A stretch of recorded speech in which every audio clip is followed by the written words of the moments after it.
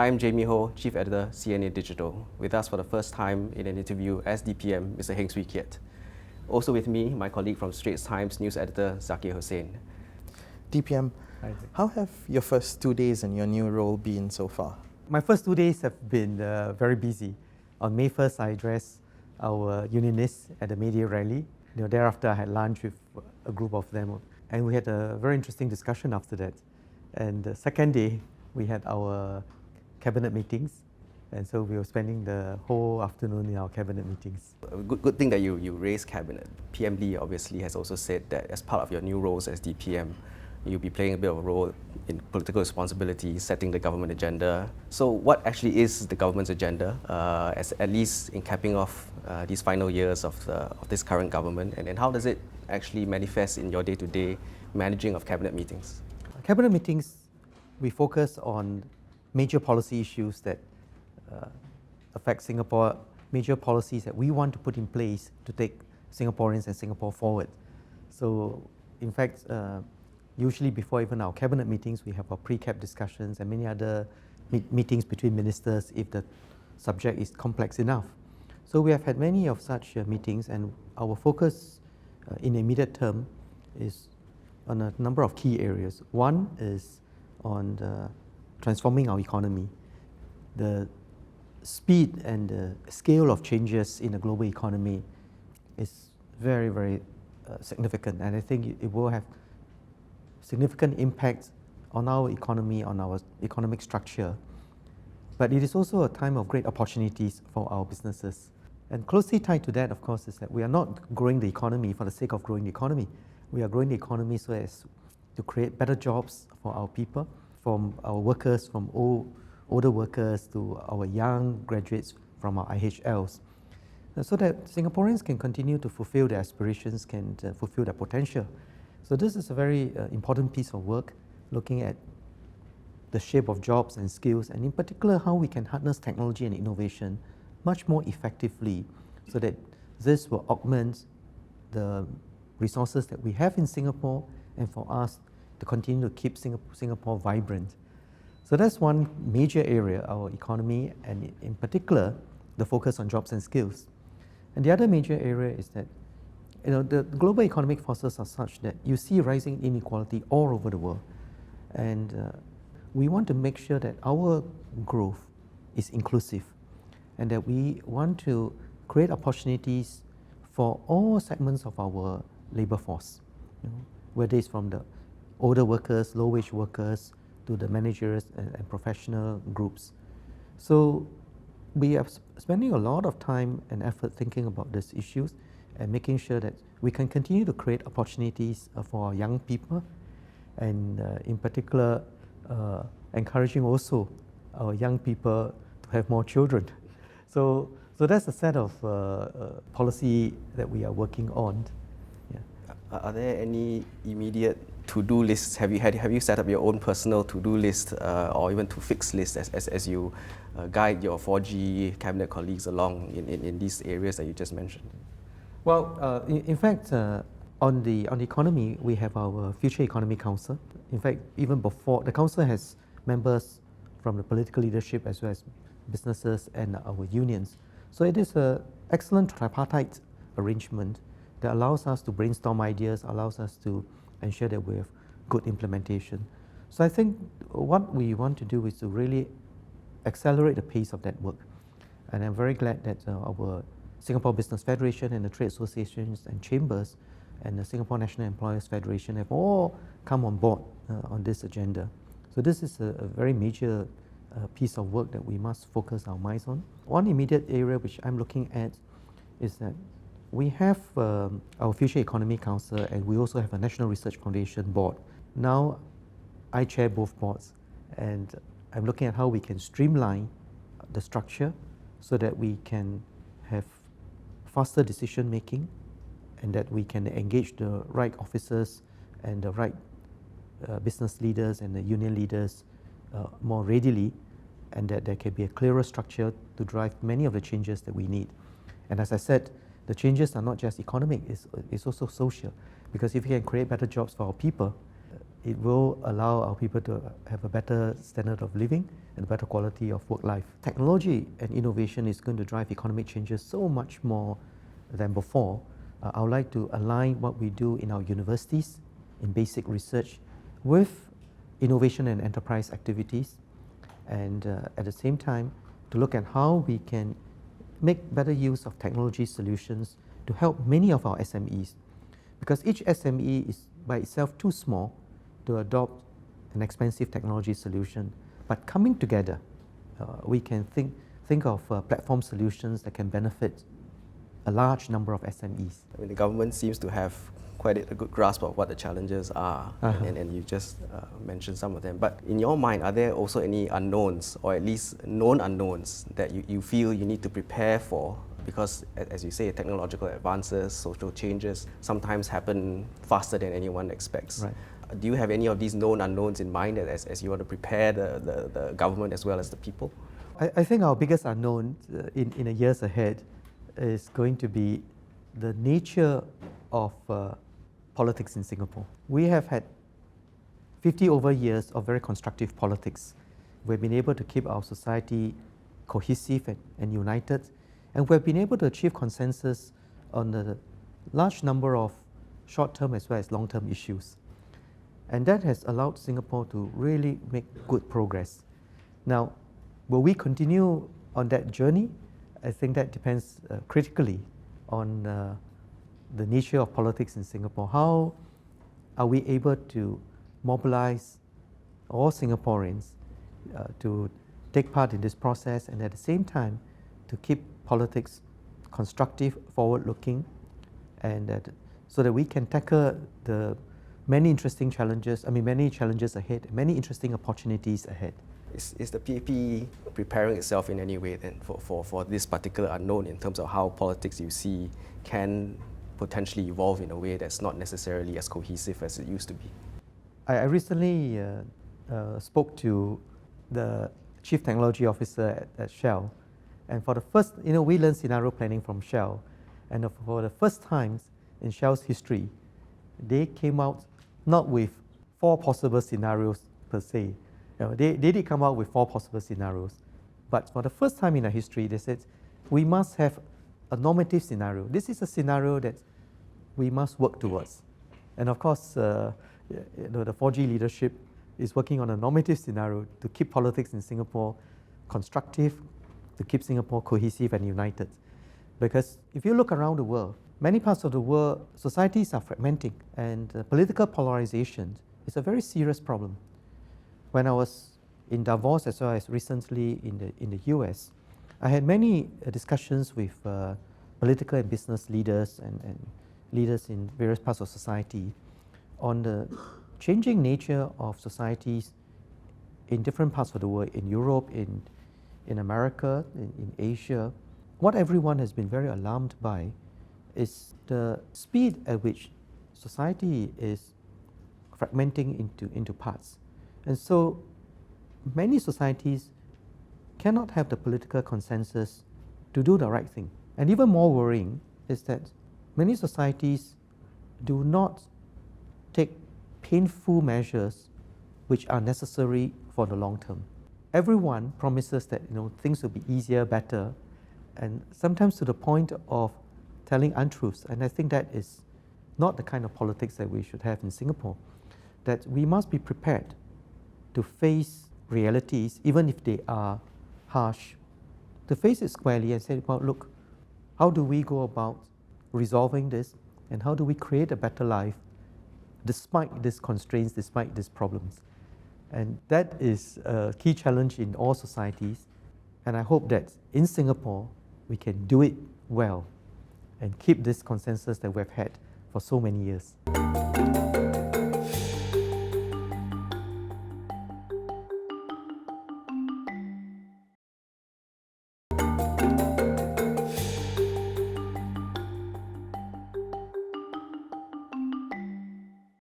One of the themes you've stressed several times is partnership, and you've sought to have, you led our Singapore conversations, Right. and I believe you mentioned that the 4G team hopes to have another round of conversations with Singaporeans. Yes. Would you be able to elaborate on this? If we look back at our history, when Mr. Lee Kuan Yew was Prime Minister, He put in an enormous amount of effort to create a multiracial, multi-religious, multicultural society. That was a key priority. And also to tackle many of the existential challenges, including water supply. And Mr. Lee, I think, has done a wonderful job in putting together a society that is a lot more cohesive than when we started.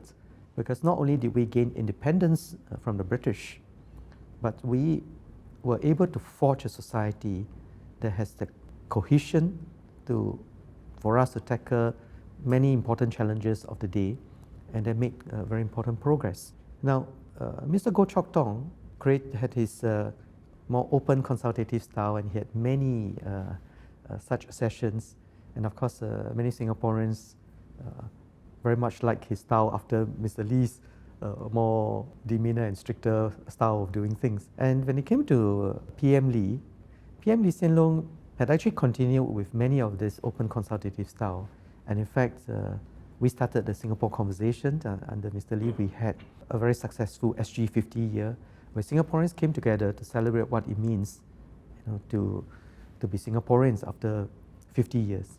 So building on all of this, I think the key question for us is, how has our society changed over the last 50 odd years? And how can we continue to build on the strengths of Singaporeans? And I see that a growing strength of Singapore is that Singaporeans are much better educated. Many of them, they're holding a range of very interesting jobs.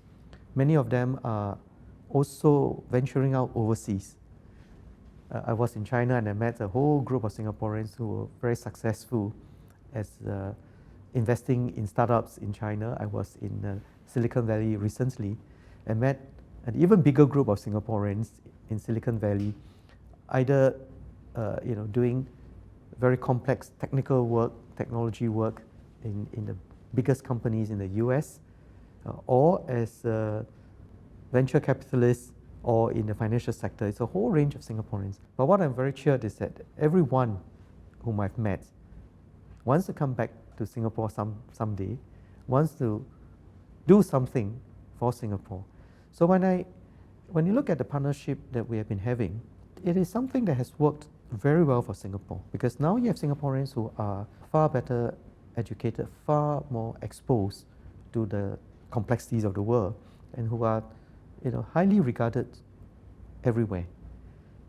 But yet the basic issues of any society will need to be managed with as much joint work, as much partnership as possible. So when I was in the Ministry of Education, every teacher will tell you, right, it takes a village to raise a child. And that is true. It is not possible to raise a child just by the parents or by the teachers. It takes a village. In the same way, what has been very interesting for me is that when we started the community network for seniors, many of our volunteers, and in fact many of families, come up to me and said, it takes a village to look after our seniors. And from our own experience with the community network for seniors, from our own experience working on the Pioneer Generation package, it is extremely true that if each of us do our little part, I think we will have a more caring society, a more cohesive society. And in my work in the Future Economy Council, I've benefited tremendously from the inputs from our business leaders and from our unions. The tripartism which I spoke about at the May Day rally has been a very significant asset in our economic progress and in creating good jobs for our people. So the question for us is, going forward, how do we build on what Mr. Lee Kuan Yew, Mr. Goh Chok Tong and PM Lee has been doing, and build on the strengths of our people? Now that we have a far better educated, far more exposed generation of people, how do we build on this strength? And I think that we can take this a step forward, that beyond the consultations, and I think we should try and build leaders in all parts of our society and enable them to do what they feel passionate about. to create a society in which those who are willing and able is able to say, well, look, there is this particular issue that I care about greatly, and I would like to do my part to build this, to either resolve this problem or to tackle this opportunity. And I see that already happening quite a lot in our business chambers, in our VWOs, our charities. And the question is for us is, how do we build on that? If I could go back to the question or the issue that you raised in terms of political polarization. Right. And I suppose the vicious cycle in that, as you mentioned as well, the more there is such polarization in politics and in society, it constrains the abilities of governments, and you've said this is quite common elsewhere, to make hard decisions. Right. But the irony is that precisely because societies are becoming polarized, governments need to make that kind of hard decisions as well. Yes. That will not make everyone happy. Do you see that in the horizon for your government and a future government? What kind of such hard decisions do you think society and Singapore society needs to address in the coming years? There are already hard decisions that we have to take. We have been looking at how we can take better care of our seniors as our population ages. Now, we are going to have a very significant challenge in dealing with an aging population. When I was both in China and the US, I've had many discussions with many leaders in this, and also with even colleagues at the World Bank, because it is a significant challenge for many societies. But the key is that we must be able to set aside resources and plan ahead and set aside resources to build facilities to manage this. So for instance, Minister Gan Kim Yong is spending a lot of time thinking about how we can restructure our healthcare schemes, how we can enable more of our seniors to age at home. And in turn, that creates many other issues that we need to tackle. For instance, our housing program and what the HDB will have to do differently. And in turn, how the ministries like MSF will have to, and MOH will have to think about how our community networks need to be reconfigured and mobilized and reconfigured in order for us to take better care of our seniors.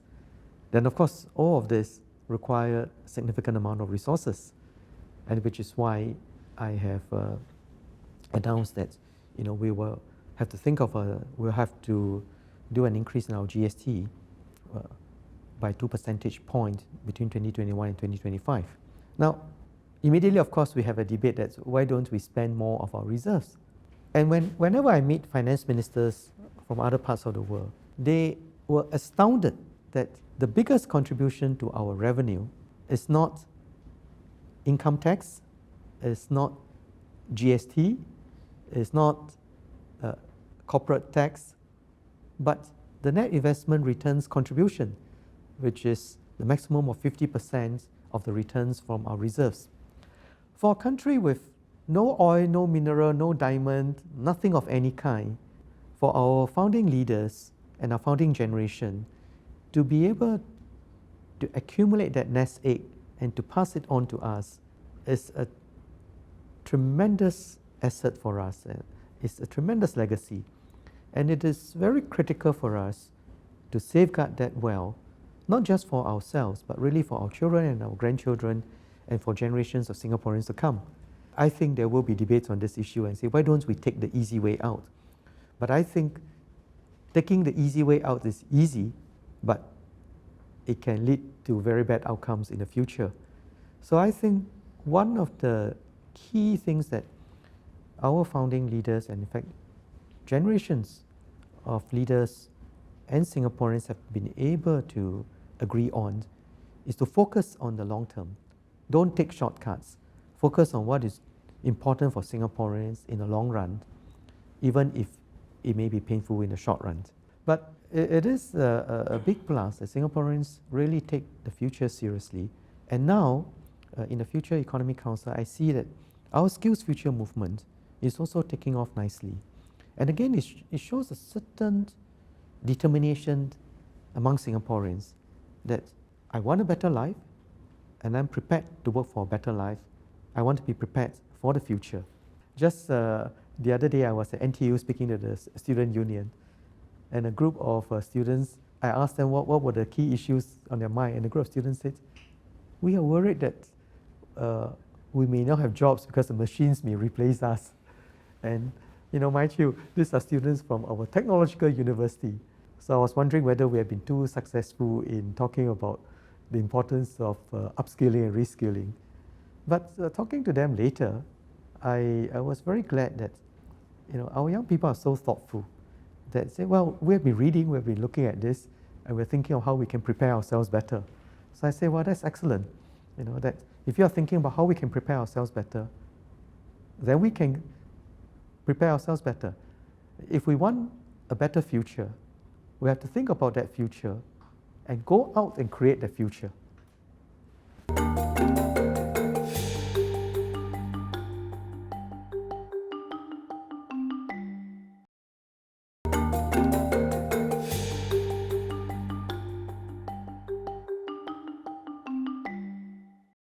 One of the sort of focuses that has now emerged, obviously, is in your role preparing the party for the next elections.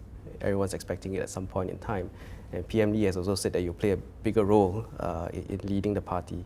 What exactly are the main areas of focus for the PAP in this remaining term? Right. And where are you at? How prepared are you in terms of the elections? Well, on the party front, we are working on a number of key issues in preparation for the next general election. I'm working very closely with Chun Sing on this. First, our manifesto. We are working on the manifesto on how we hope to take Singapore forward in the next 5 years and beyond.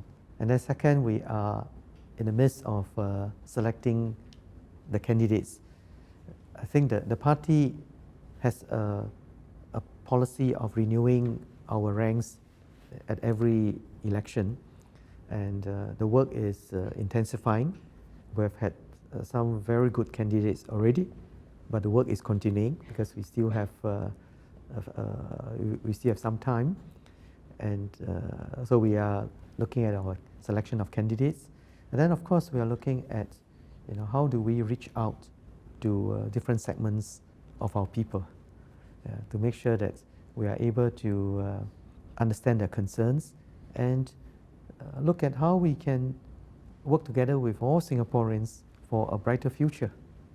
In terms of the candidates, I'm glad you raised that, because now obviously you're going to be far more involved in choosing the candidates, I would presume. And this will be a manifestation of how a future PAP will look like as well as you start recruiting these newer members. What extra traits are you looking for in this new generation, 5G or beyond, that you actually will have a hand in choosing, bearing in mind, again, as you said, all the social challenges, the evolution of our Singapore society? What kind of candidates are you looking at? Well, we're looking at a wide range of candidates. We hope to be able to convince many of the good candidates that we've seen to join us from a variety of background, because I think, as I mentioned earlier, our society is becoming more diverse, and it's important for us to continue to represent that diversity and to make sure that we are able to bring in the views of different segments of our society, and at the same time to be then able to achieve a consensus that let's turn diversity into a strength and not let diversity divide us. I mean, the interesting thing now is that as we recognize the Pioneer generation, the Merdeka generation, and we also have a very young generation of Singaporeans who are actually quite different from their parents and grandparents. Yes. And this party will increasingly have to represent this much wider spectrum of the population. Right. Are you confident that both the 4G as well as the future leaders can continue to recruit the kind of candidates and members of parliament that can represent this spectrum? Well, we'll certainly try our best. In fact, it is a lot more challenging because our economy has grown quite well and the global economy is doing well. So as I mentioned that, when I went to China, I went to Silicon Valley, I see many of our very able Singaporeans in all these different parts, and the opportunities for them to do a whole range of very exciting assignments in Singapore and all over the world is so much greater. And what we have to do is convince them that politics is a very meaningful and impactful thing to do, and that we can persuade them that if you want to take Singapore forward, one important way is for you to join us, and that so that we can continue to win the trust and confidence of fellow Singaporeans. And of course, I'll be very open to having many more good candidates, whether they are eventually fielded to run as MPs or to run for the election, or whether they help us in a party and in the different areas of work. They're most welcome. DPM, some of these younger Singaporeans also feel, though, that the sense is there's this desire among them for greater opposition, and that they feel while the PAP continues to remain a broad-based party that seeks to draw on consensus, right, they feel that they would prefer greater alternative views and greater role for others in, say, civil society. How will the 4G kind of address some of these challenges? I understand that why young Singaporeans who read and are exposed to many of these articles and magazines in the West think that there ought to be a certain brand of democracy, and that democracy ought to have two parties and so on, and that one party which has been in power for many years is not a good thing. But I would suggest that let's look at the evidence, right? Let's look at what is happening. This year we are commemorating the bicentennial, the 200 years that Sir Stamford Raffles landed in Singapore, and that put Singapore on the on the global map by linking us up with all parts of the world. So from a trading emporium, a major trading emporium in the region, we move on, to be part of the British Empire. But this year, you see the very contentious debates in the British Parliament and in the British society about Brexit. I spoke to so many of our colleagues from the UK, and they were really quite dismayed at how the political process has turned out. And if you look at the debates, the two-party system, actually it's more than two-party now, the fragmentation is very serious. So the key question for us in our society is how do we include the views of as many people as possible in our governance process and mobilize the energies of the people in our society in our governance. It is not a given that having an opposition party, having multiple parties will result in the best outcome for our society.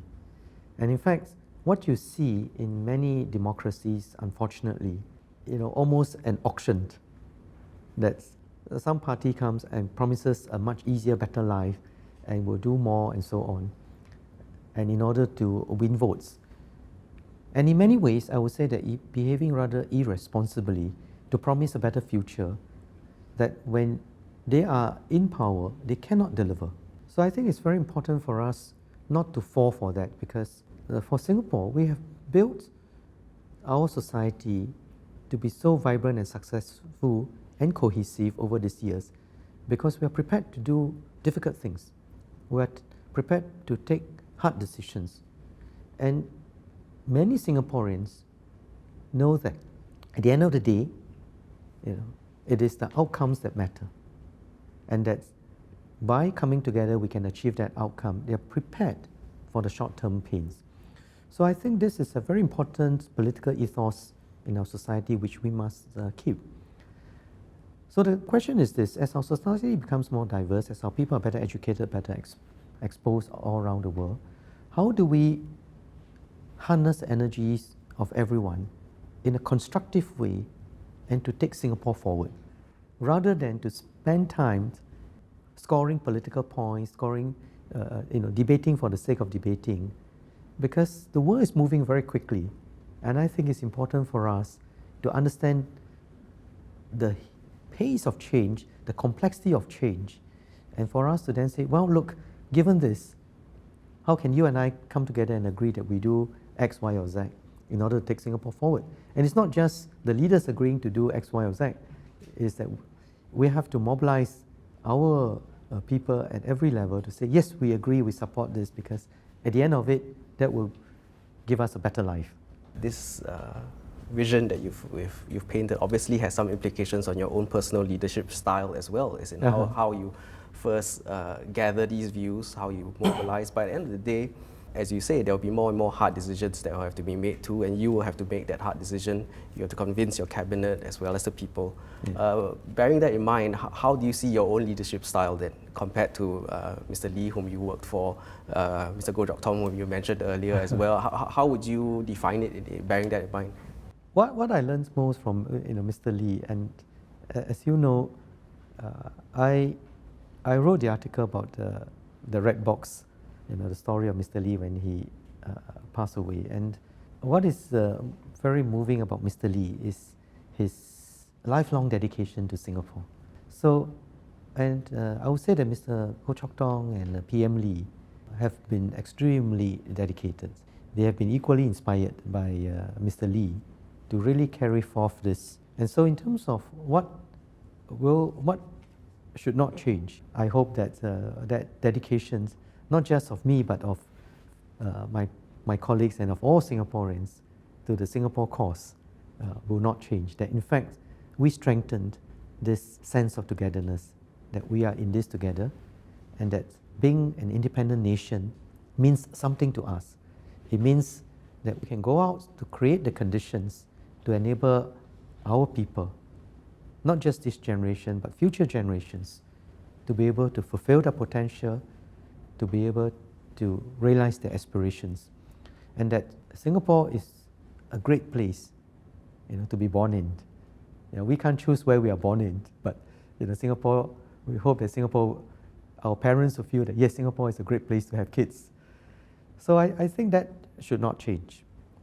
But at the same time, in terms of taking difficult decisions, I think we must continue to focus not just on the short term. It is very important for us to deal with issues that are right in front of us, because if you don't avoid the potholes in the front, you'll just fall into a breach. You'll just fall into a hole, and you might have to be rescued. So dealing with immediate short-term challenges are important, but in doing that, we must not forget where are we heading, what is the destination, and having a view of where do we want to go in the future is just as important. And being able to take hard decisions that, this shortcut might be easier in the short run, but it leads you nowhere. And it's better for us to take the harder path, but the better path.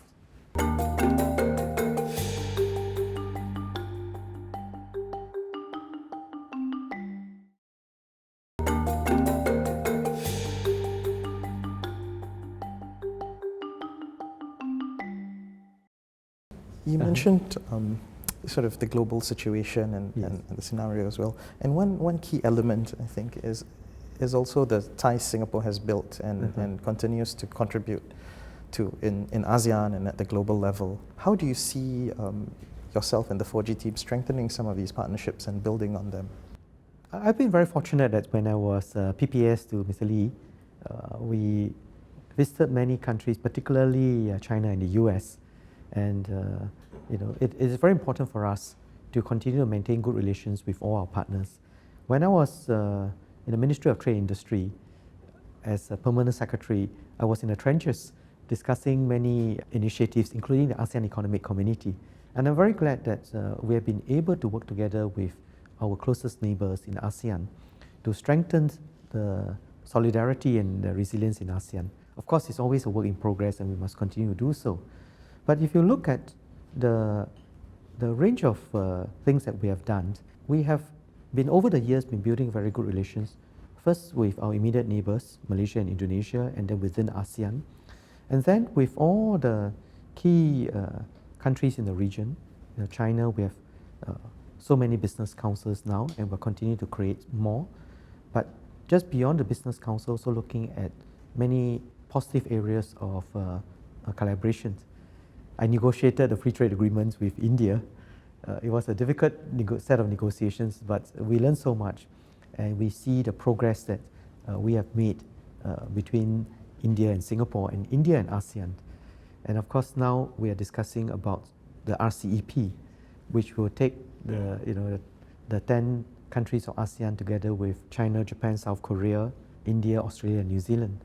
And we have had very good relations with all our partners. I was in Japan last year discussing with many of the officials as well as the bankers, because the Japanese are very keen to also look at how they can mobilize the huge pool of savings that they have to catalyze growth in ASEAN.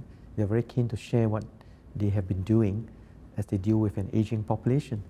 So there are many things that we must continue to learn from others, and also to find ways and means in which we can collaborate and that we can agree on outcomes that are positive on both sides, whether bilaterally or regionally. And I'm glad that not just myself, but many of our colleagues have been very active traveling around to make friends. And last year, when we checked out the ASEAN, almost all the ministers had discussions with their colleagues. In my case, I had many good meetings with the ASEAN finance ministers. So we must continue to build on this, certainly at the G2G level, but also at the B2B level, as well as at the people-to-people level. And we must continue to welcome, our students to interact closely with with our immediate neighbors, as well as within the broader Asian region. We certainly expect that foreign affairs, foreign policy will be a big part of your portfolio now, or at least bigger part of your portfolio as you go ahead. But speaking personally, then you've come from MOE, now MOF, Ministry of Finance. Where else would you want to find some exposure to in terms of other ministries, other portfolios that you think will be useful for you as DPM? I'm happy to stay in the Ministry of Finance because every ministry that needs to do a big project comes to the Ministry of Finance. It is a portfolio that gives me the best overview of what is happening in the whole of government. And you asked about foreign affairs. I think Minister Vivian and I have been traveling quite a bit, and if we have been working with so many of our neighbors all over the years. In fact, I actually, in my job in the Ministry of Trade Industry, and as well as at the MAS, we actually deal a lot more with many of our counterparts all over the world. I mentioned that in ASEAN we are working in the trenches negotiating trade agreements, and when I was running MAS, we started off cooperating to look at how we can develop the financial sector and so on. But when the global financial crisis hit, we were negotiating new rules and looking at how we can support one another during the global financial crisis. And there I had many meetings in New York as well as in other parts of the world, working closely in Switzerland, in Basel, working closely together with central bank governors and finance ministers from all over the world. And I must say that those experience of working closely together with others in a crisis like the global financial crisis has been a great learning experience. And when I was in the Ministry of Trade Industry, I supported at the time PM Go on many of the ASEAN and APEC meetings. And I would say that while I've not been to the Ministry of Foreign Affairs, I would say that I've done a lot more work in foreign affairs than my MOE and MOF portfolio might indicate. There are some experts out there and people who read the tea leaves who would say that a future PM should have a stint in the Ministry of Defence as well. Is that something that you believe, and is that something that you think you might want to look into in the future? If we go by the logic of that, then anyone wanting to be the leader of the team will have to go through many jobs. And I don't think that is the critical point. I think the critical point is, at the end of the day, can we build a strong cohesive team in cabinet, build that trust and confidence within the team and with fellow Singaporeans to make sure that when it comes to decision making, that we think ahead and that we're prepared to do the right thing and that we are able to gather the views of everyone, and that ultimately under our cabinet system, it is a system of collective responsibility. And of course, at the end of it, the PM would have to take the final decision. I very much appreciate the trust and confidence that my cabinet colleagues and my party have put on me to lead them. So I will do my very best. And at the same time, I think I take great comfort that my colleagues think that if I have to be the person making the final decision, that I'm the most appropriate at this stage to lead them to take that decision. Maybe now to sort of close it off a little bit, I would like to speak a little bit about yourself personally too. Because one of the things that you recently said is that you've learned also how to pace yourself a little bit after your health scare and your stroke. Tell us exactly how do you go about pacing yourself now, and what are you going to do for fun now? Are you going to have more time or less time as the Deputy Prime Minister? Well, I don't think I'll have more time, but the most relaxing thing, of course, is when you exercise. And I make it a point to do it almost every day. Even if I go back late, I have a treadmill at home. But I spend a lot of time also with my wife walking different parts of Singapore. And of course, from time to time, take a holiday to recharge. I listen to music. I have a reasonably good hi-fi system at home. And where time allows, I go for some of our SSO concerts and performances at the Esplanade. And these are all very enjoyable activities. In fact, I have delegated a lot more work to Minister Lawrence and Indrani, and they've been extremely good. So a lot of the Ministry of Finance work, they are now leading major parts of it. I attend to the key issues in the Ministry of Finance without going into too much of the very important details which Lawrence and Indrani have been working very hard on. And at the same time, in various areas, we have set up interesting areas of work. So for instance, on the Economy and the Future Economy Council, I'm working very closely with Chun Sing, as well as Josephine and Chi Ming on our economic transformation and looking at how we can pull together the different strands of work, from the jobs and skills and the training of our workers to how we can help to redesign jobs, how we can transform our businesses and encourage our businesses to really take the next big step forward. And in the case of the National Research Foundation and the IMDA, we're working very closely with Iswaran to look at how we must take a big step forward in the digital economy, because digitalization is going to change many aspects of our economy. And so the way we do it is that I delegate a lot more of this work and that pass on this, many important pieces to different officers, different ministers. And I must say that we have a very, very good public service. And so together with the public service, who is now even better at mobilizing our business leaders and our volunteers in the charity sectors and different parts of society, I think we are building new capabilities for us to tackle many more complex and multifaceted challenges. So I'm spending a bit more time immediately looking at, of course, our coming election, and at the same time looking at how we can connect better with all Singaporeans. So I'm hoping that in the coming months, I will provide some details of how we are going to engage Singaporeans in this effort to understand the concerns of Singaporeans and the aspirations of Singaporeans even better, particularly in specific areas for different segments of our population. Because as I said, our society is becoming more diverse, and it's important for us to understand this diversity better and for us to see how we can mobilize the different groups and look at what we can do together. And it's important for us to ensure that that diversity is a strength and does not become divisive.